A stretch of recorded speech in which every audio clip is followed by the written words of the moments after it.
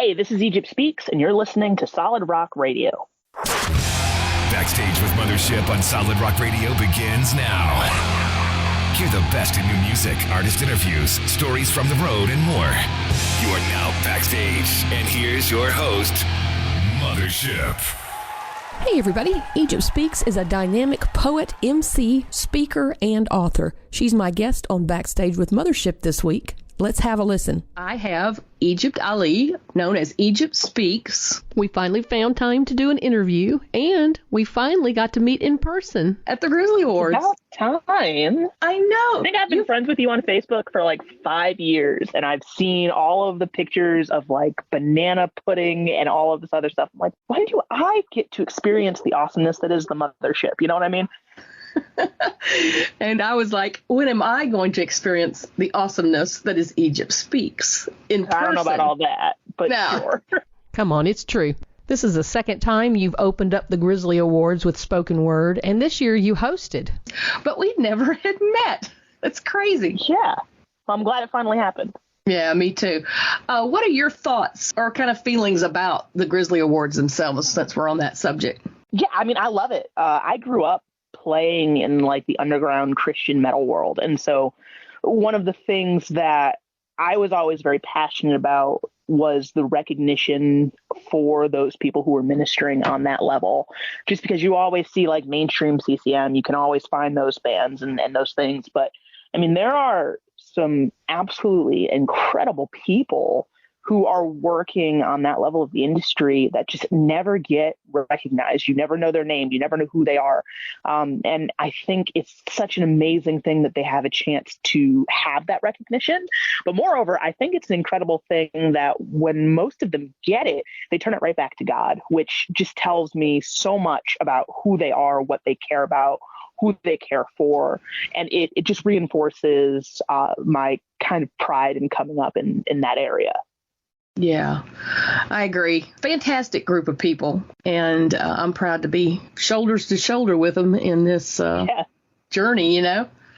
Yeah, I mean, and the other thing, too, is like spoken word isn't a commercially digestible format. Like you don't get in your car and go, oh, yay, the new spoken word album is out. Like, let's sit in, 9 a.m. traffic and cry for an hour and a half on the way to work.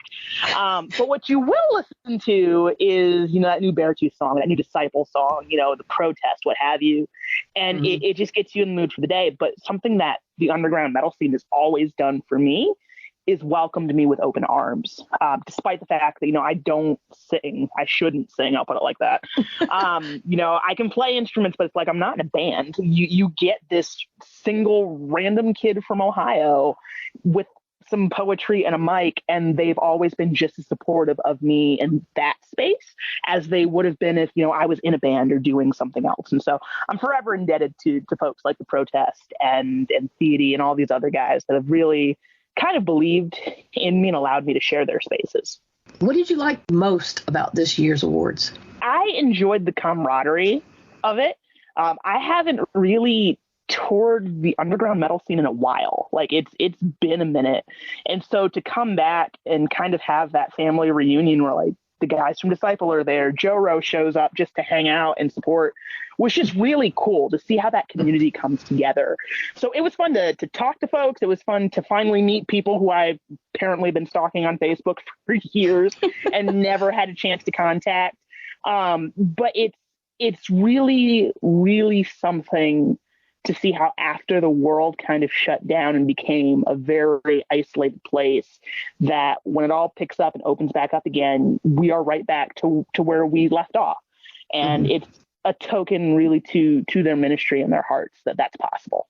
Yeah, I agree. Let's talk a little bit about you. You are, like you said, from Cleveland, right? Ohio? Right. Yep. You are so multi-talented, girl.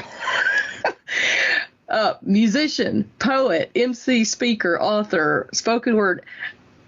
Where did all that come from? That was an accident. My mom likes to say I stumbled into this mess and couldn't quite find my way out, which is very true. I started off as a musician. I enjoyed playing music. I enjoyed listening to it. A band called Skillet kind of got me into this whole Christian metal rock thing. I remember hearing about them for the first time, loving their music, and like finding other artists through their features and their collabs. I remember coming to my mom, like, I have a confession. And she's like, what did you do? Did you steal something? Did you like, what did you murder someone? Like, what happened? I was like, no, like, I like Christian rock. And she's like, that's it? Like, is that really the worst thing you could think of? Just because in my head, rock was always something that wasn't meant to glorify God. And so by suddenly being in love with Christian metal and Christian rock, which isn't something you typically see a young girl of color in, like, I thought, that made me kind of weird. And to a lot of my peers, it did. But again, that is a community that is very accepting of anybody who shows up. Typically, if you're listening to that music, you know what it's like to be an outcast. You know what it's like to be different. You know what it's like to not necessarily have a place where you belong. And that community really kind of took me in, which was really, really cool. And so I started off playing violin, which, I mean, Jonathan Chu from Skillet got me into it. I was like, man, they'll teach me this in school, and one day I could meet John Cooper. Like, we'll figure it out. And then just kept going musically until I realized several things. First, it is hard to be in a band on your own. So just me probably wasn't going to work. And I can't sing worth nothing. I couldn't carry a tune in a bucket. Like, it's bad. So unless, like, the good Lord was going to send me, other people to be in a band with, I had to figure out another way to be creative in a space where I could share it with others. And so when I was in about 6th grade, I think my church went to something called Fine Arts, which is a program that the AG Church puts on. It's like America's Got Talent for pint-sized people. And I entered what I thought was the short sermon category. So I had created this whole sermon and illustrations. It was weird because I thought the rules only said that you had 2 minutes to present. I'm like, man, that's a short time for a sermon, but I'll make it work. Like, fine. And I show up to the room and these kids are rapping. I'm like, what is this? And it turns out I had entered the spoken word category, which is very different from short sermon. And so I'm watching this, and I will never forget, Ralph Statson from Florida was the first kind of poet that I knew of. And he was just a high school kid. He won Fine Arts, so he got to perform on the big stage. And I remember watching him and seeing this light, but also this passion that he had, and the way that he wrapped his words around and how they sounded and how it made me feel. And I'm like, that's what I want to do. That is cool. I don't know how you're doing it. I'm not sure I'm good at it, but I think I'm going to try. And so I failed epically the first year. I got invited to nationals. I think it was a pity vote. I'm not sure how that worked. The second year, I actually won our state and regional level. And then I came in second in the country with a perfect 40 out of 40 score, which was a big deal at the time. I think they're more common now. But at that point, people were inviting me to come and speak to their churches. Like, hey, you did well in this competition. You live this side of the Mississippi and you're cheap. So if you and your mom want to hop into this minivan, you guys, come on out, share to our church. We'll give you a little something for gas money.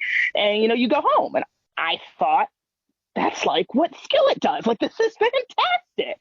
And started doing shows turned into little weekend runs, like a Friday, Saturday thing.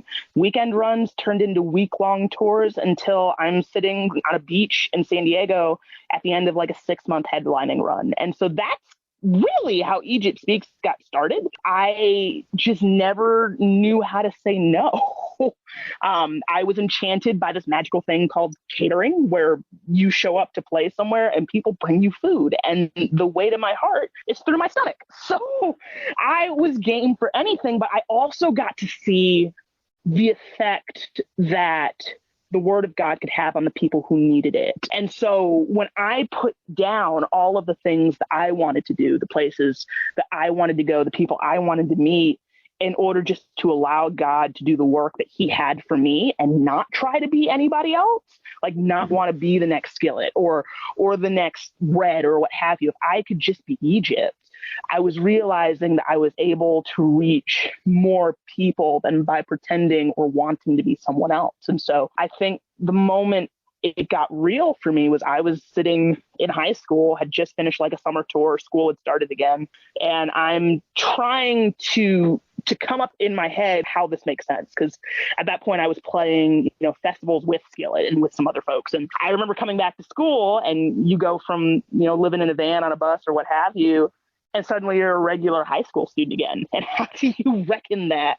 with the life that you lived in the summer? And so I was thinking about if I wanted to continue doing it. What does college look like? High school's ending. So what are my plans for the future? And I got a Facebook message from a friend that was like, hey, you don't remember this, but I want you to know that you saved my life. Like, I heard your poetry, and the Lord told me that my life was worth living through your words. And so I didn't walk out onto that highway. I found help. I got treatment, and I just wanted to tell you that you were the reason that I'm sitting here. I stopped because I was maybe 14, 15. You don't really have a concept or a grasp on the idea of mortality at that age. You can't. But it was as though all of those things came together in a way that I finally could understand and appreciate that there is a whole story. There is a life. There is a person that is here because I said something and the Lord was able to use it. And that's very humbling. What was more humbling is that those messages didn't stop. That first one came in, and then every once in a while, a show would happen, you get a note at the merch table, or another email, or a parent would call. Those are the things that really kind of keep going, is the idea that there's a story who had a comma instead of a period at the end of that because of what the Lord is able to do through this really weird art medium.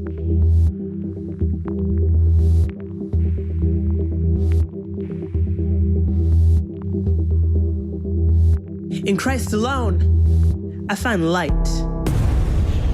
Even when the sun's rays can't make a way through my darkness. When my feet are no longer reliable as a viable way through this storm. And the rain is coming down in sheets so that I cannot see, your love will be what washes me clean. In the darkest valley and the coldest night, I can hold on to the fact that life became flesh and bone, that love came down and found its way into my heart and gave this orphan child a home, and that there is nothing I could have done to deserve it without the gift of your grace, which has been pacing awaiting my arrival.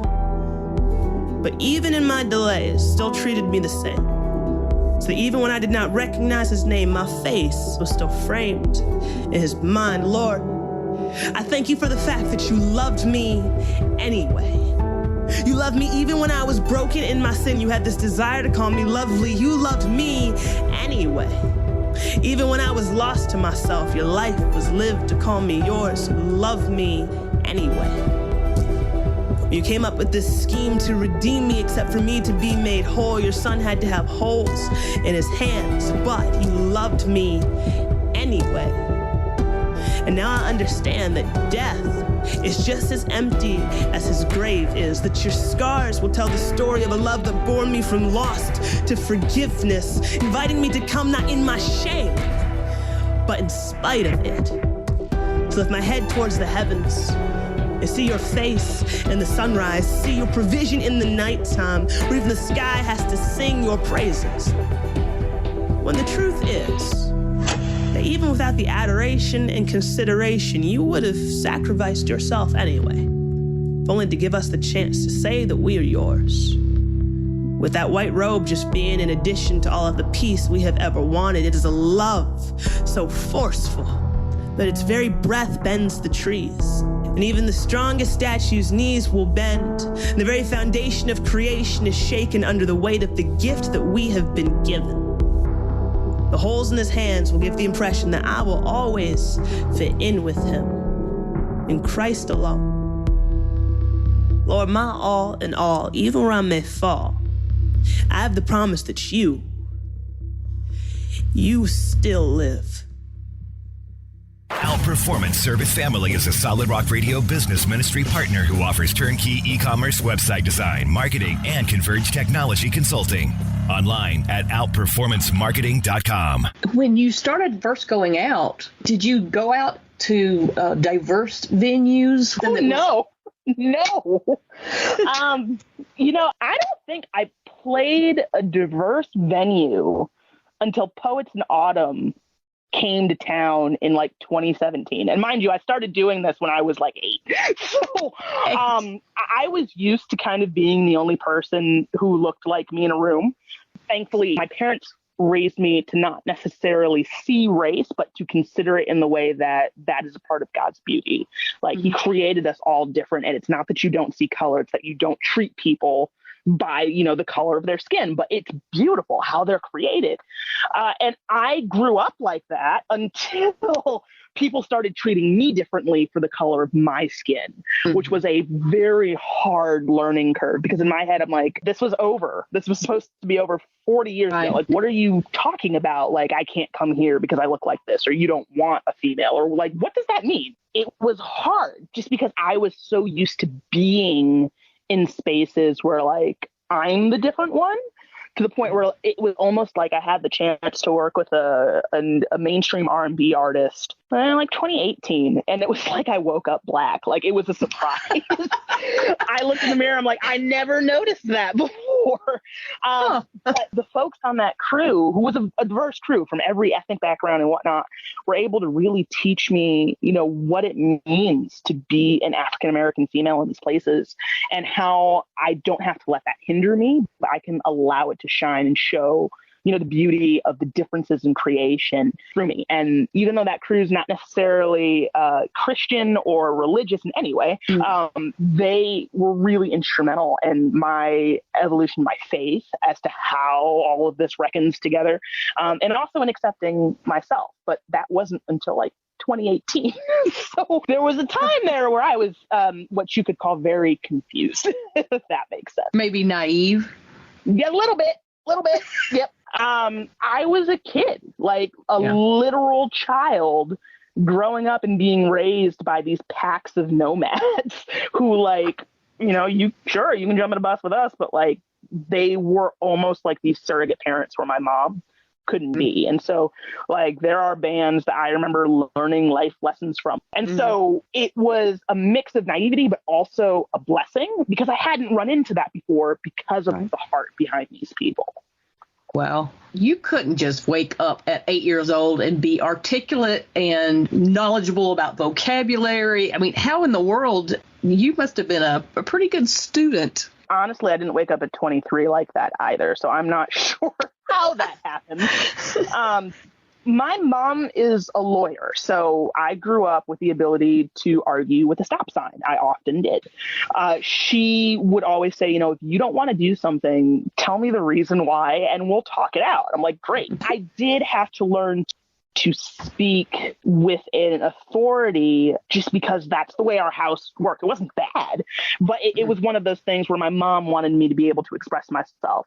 I was also raised by my grandmother. So you have, on top of this, a 5-6-year-old kid living with a 75-year-old woman who taught for like 40 some odd years. And so between the two, it's not that I didn't have a chance to be a kid. It's that there were moments and places for that immaturity, but then the maturity was being shaped into character and someone that I could be growing up. I went to public school for the first 6 years, so like elementary school. So that was a very different space than, you know, the college prep school for accelerated students that I ended up at in 6th grade. And so going into that, having to express my needs again in a place where I don't look like everybody else was very important. And it's something that I'm very grateful, especially to my grandmother, for, because I was prepared for that. I knew how to express feelings and emotions in a way that would convey what I was trying to tell someone, even if they couldn't understand what I was talking about due to lack of experience. I'm also a very sensitive and emotional person, which, I mean, if you think of metal music, sensitive and emotional is not necessarily something that you would put together,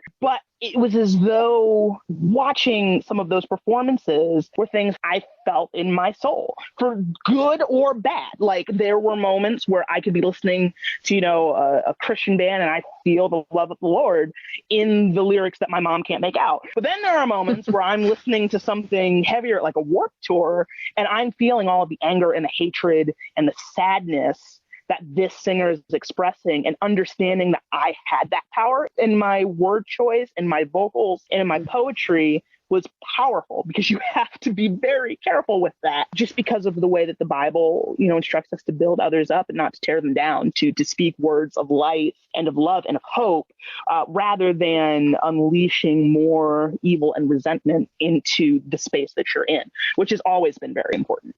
How do your poems come to you?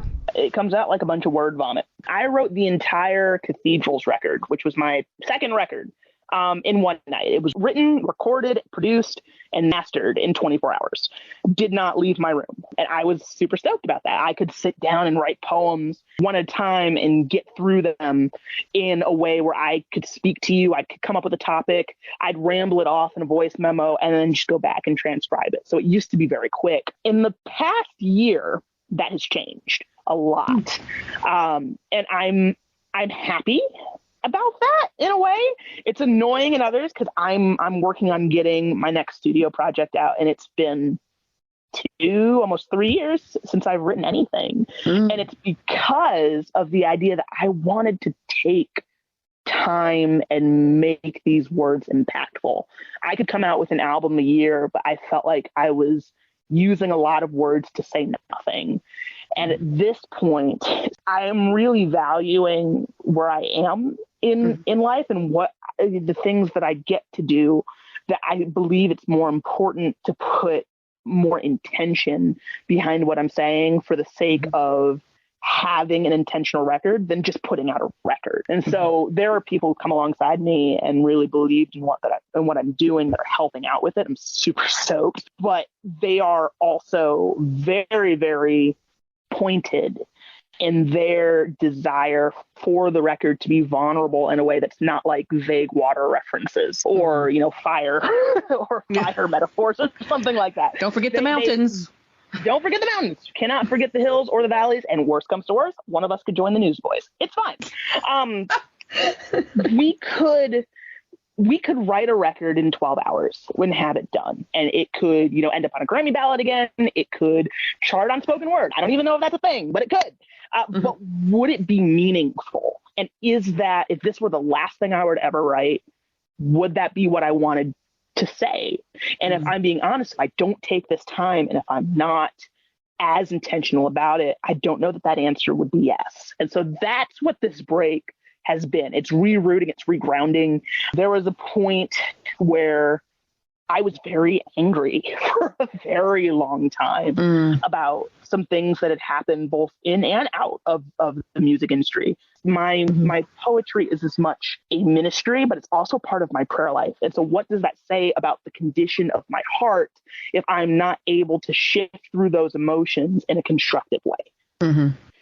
For the people listening that don't know the difference between poetry, lyrics, and spoken word, can you give us an explanation of the difference? The lyrics are typically meant to be sung, hummed. Some type of melody is there, right? Right. I spend a lot of my time trying to tell people that I'm not a rapper. When I think spoken word is a poem that's meant to be presentational, you write it with the idea of performing it. That makes spoken word different than poetry. And that makes poetry different than slam, which is a whole nother podcast for a whole nother day. But when I think of lyricism, I think lyricism and poetry interact in a really beautiful way. There are people who can write the most beautiful songs and never be able to say what a poet gets across in a stanza. There are poets who write amazing, haikus and amazing things that can never get the passion that a singer is able to exploit in their performance. And that, I believe, is the difference between the two, is the method of delivery, not so much the style of writing. But there are different things that I had to learn to do to break the poetry sense to make it into lyricism. And that was also a fun journey to be on. Dear God, do you remember how I used to sneak upstairs and put as many socks as I could on both of my feet so that way my mother wouldn't hear me dancing with you? God, I loved dancing with you. It was just us. It was just me and you. It was you and your baby girl. It was us against the world. And there was nothing I would have traded that for. God, I miss dancing with you. Remember the very first time I went to Sunday school. Unfortunately for my mother, I took her literally when she told me that one day you were going to come and stand at my door and you were going to knock, and you only would do that because you wanted to eat with me, and I knew I wanted to eat with you. So imagine the temper tantrum I threw when she threw my burned Blue's Clues macaroni and cheese away. God, you may not have been proud of that tantrum, but you got to admit it was kind of cute. The only problem is I did that thing that adults call maturing. And look, I'd like to think that I grew up, but all I know is that there came a time when I stood in front of the mirror and I didn't like what it was that I could see. Lord, in all of your infinite wisdom, you invented this thing called acne. And we need to talk about it, because what that means is that at certain points of the week, I get a pimple that spreads just to the left side of my nostril, and it makes me look like a lopsided unicorn. God, we got to talk about this. And we could, if I still danced with you. God, I miss dancing with you. I miss the time when we used to sit around and listen to Taylor Swift and Nickelback, and yes, my musical tastes have improved. But look, what I'm really hoping is that one day we can go out and we can save more superheroes and defeat more supervillains. Because, Lord, I appreciate the fact that you loved me anyway. And now that I'm older, I know that I can take that as an example. I know that if I speak in tongues of men or of angels, but I do not have love, I am only a resounding gong or a clanging cymbal. If I have the gift of prophecy and can fathom all mysteries and knowledge, and if I have faith that can say to a mountain, move, but do not have love, I am nothing. If I give all that I possess to the poor, or even give my body over to hardship that I may boast, but I do not have love, I have gained nothing. Love is patient. Love is kind. It does not envy. It does not boast. It is not proud. It does not dishonor others. It is not self-seeking. It is not easily angered. It keeps no record of wrongs. Love does not delight in evil, but it rejoices with truth. It always protects. It always trusts. It always hopes, always perseveres. Love never fails. But where there are prophecies, they will cease. Where there are tongues, they will be stilled. Where there is knowledge, it will pass away. For we know in part. We prophesy in part. But when completeness comes, what is in part disappears. When I was a child, I talked like a child. I thought like a child. I reasoned like a child. When I became a man, I put the ways of childhood behind me. For now, we see only a reflection as in a mirror. Then we shall see face to face. Now I know in part. Then I shall know fully, as I am fully known. And now these three remain: faith, hope, and love.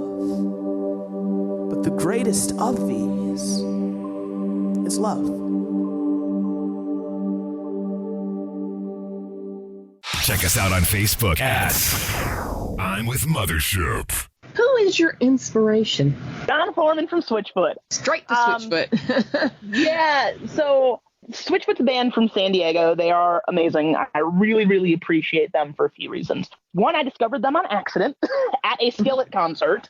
I believe it was a live festival or something like that. And I was standing in the front row and I'm waiting for Skillet to come on. And all of a sudden I hear the intro to Where I Belong. And remember, for me, lyrics are something that unless it moves me, I don't care. I am from a generation that is dying to feel something genuine. And at that point in my life, I was starting in my artistry. I had been on tour. I'd worked with some of the bands at this festival. And to me, it was becoming very routine. It was, you show up for your sound check, you listen to a little thing, the band's going to give a salvation message in the middle, and that's how it works, right? Then there's a speaker and then the headliner. But this band made me feel something, and I had no idea who they were. None. I looked at him and I'm listening to what he's saying. I'm like, this is poetry. It turns out the song that this had happened in was called Restless, which is a spoken word that they put music behind. It's a poem that John wrote. And so I went home and I'm back on the Alive Festival website. Like, who are these people? Like, I don't think I stayed for Skillet because I went back to the hotel to Google who this is. Found this whole community of people who love this band. And so I joined the little Facebook fan group and just, I saw them at Alive. This was great. And met some amazing people. When I started to dig back into their music and their catalog, I could hear the same struggle that I was going through reflected in their music. And the thing that I really respected was how they dealt with it. Like you can hear the pain and the longing in Where I Belong, but also the hopefulness in a song like Stars. And so I was like, I don't know who these people are, but Switchfoot is now the new best thing ever. So I remember they were coming to Columbus. My school bus driver, bless her heart, she used to listen to me work things out. And so I would get on the bus and she would just listen. And at one point I told her about seeing Switchfoot and she was like, oh, I love that band. They're very, very good.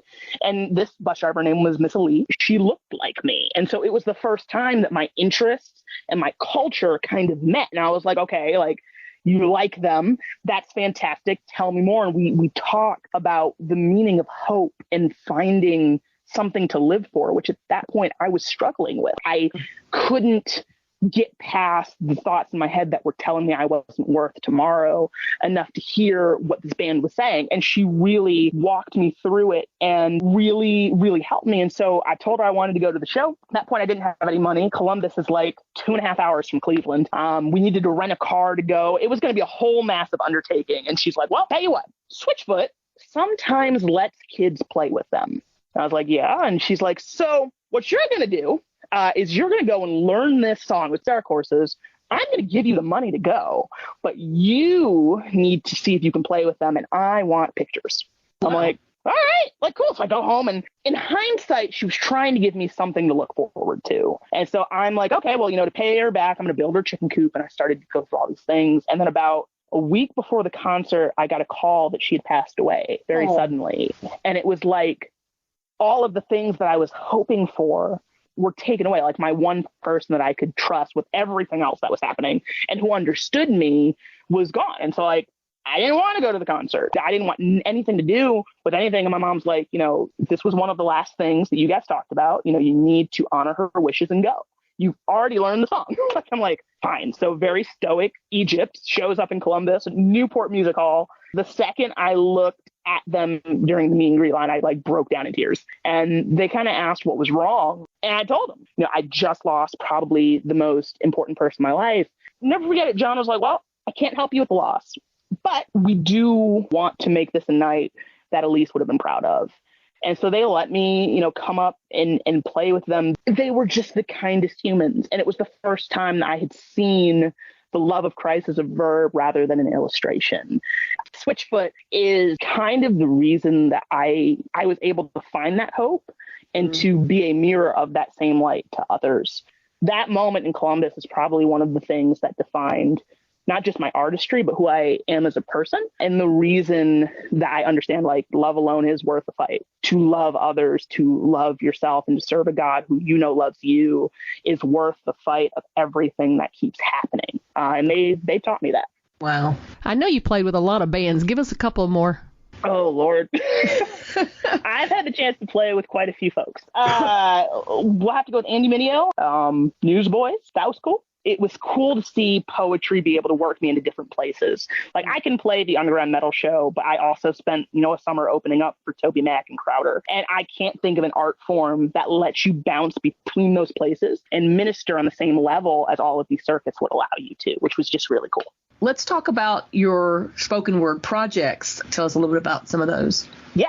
So my last record, Wander, is like 3 years old. I am working on a new record. I can officially announce that. I'm very excited about it. That should be out either end of this year, start of next. I'm really hoping to have some time to write this thing. But if not, I promise it's coming soon. There's also another book coming out as well. So my last book almost came out the same year as the record Wanderer did, and almost was about that weird season between everything you've ever wanted and everything you've ever worked for. And what do you do when something almost happens, when it's almost time? What does that season look like? And how do you find God in the meantime? The time of COVID allowed me to enjoy that season of almost and that season of rest. So where can they find these? All of my spoken word albums are on every streaming service. If you just go and type in Egypt Speaks, everything will pop right up. You can actually buy Wanderer from the Walmart website, Barnes & Noble, Amazon, wherever books are sold. I think most stores are still carrying them. What's the best part of touring? Catering. I'm kidding. Only halfway kidding. Only sort of kidding. Catering, especially when there is pudding involved, is amazing. My favorite thing about touring is meeting people. I'm a self-described introvert because it's getting to hear someone else's story, regardless of your part in it, that is powerful. I would not be able to relate to people as easily if it weren't for being exposed to different people in different walks of life.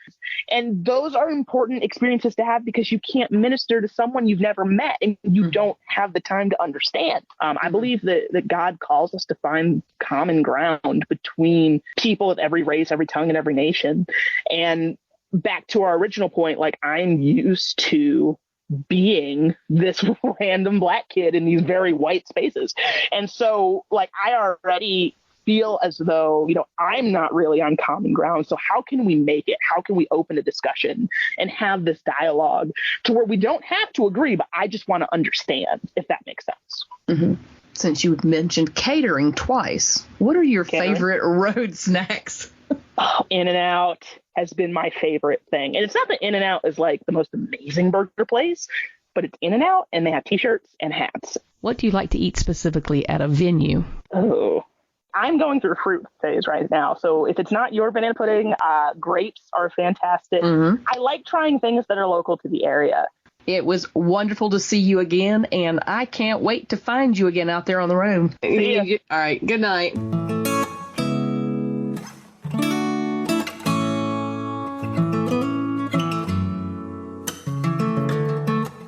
So, I've been thinking a lot about the end of the world and all of the things that I love in it, about all of the yesterdays and all of the ways I wouldn't change it, about the lessons I've learned and their complications, about all of the stories and their abbreviations. I guess I've just been thinking a lot. Maybe I'm waiting for a sign that I'm in the right place. Even if I can't see the light, I know that it's always easier to navigate in hindsight, so I've been thinking a lot about how all the words I never thought were filled with anything stayed with you. And with them, the memories that make you fight back, that grin that appears when they cross your mind, with the feeling of inside jokes and childlike laughter that happens when you give up jumping over puddles and instead run straight into them. I've been thinking a lot about how I still know which steps creak at my parents' house, and about how I swore in front of my mother for the first time, all because I was upset over that boy after she told me not to waste those words on him, and that I wasn't allowed to marry someone that I had just met that day. This is not Frozen, there is no open door, and no sandwiches in need of finishing, which got me to thinking a lot more about how trees get knocked over by air, but hold themselves up so that tornadoes of little boys can climb up and fall out of them, only to learn that the ground still hurts the next time you fall. I've been thinking a lot about skin knees and cavities and dentist visits and fallen trees and the things that I know I'll miss when I leave. And the notes that I wrote and never sent about the things that got me all bent out of shape. I've been thinking a lot about the amount of times that I've tried to end it. Tempted by an exit sign at a movie that's just too gripping to leave. That's not to say that it's not good. It's just that without the struggle, it'd be so boring.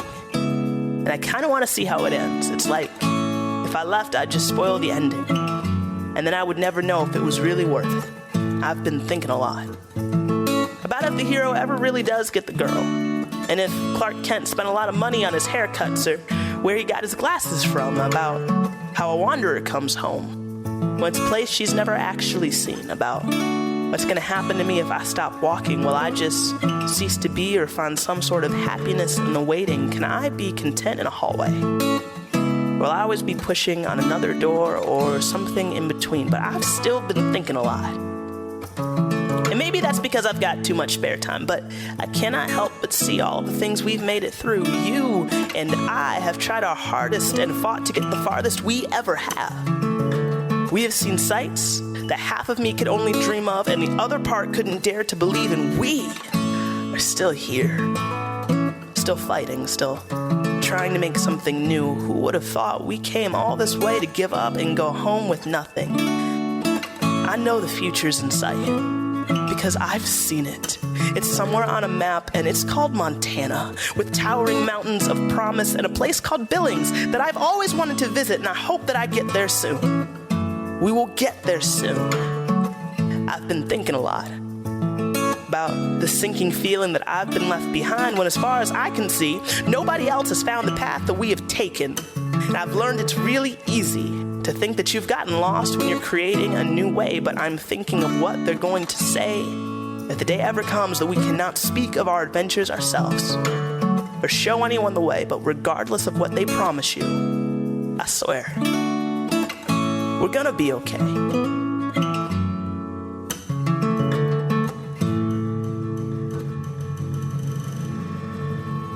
Thank you for listening tonight. Stay tuned for more great music all night long. Be sure to check out my I'm With Mothership Facebook page and Solid Rock Radio's website. Follow the link under shows to Backstage with Mothership, which will have the links to my guests' social media accounts. This show will be replayed at 4 a.m. Eastern Time. Past interviews available on podcast.solidrockradio.org, iHeartRadio, Apple Podcasts, Spotify, and on Pandora platforms. And remember this week, be kind to one another.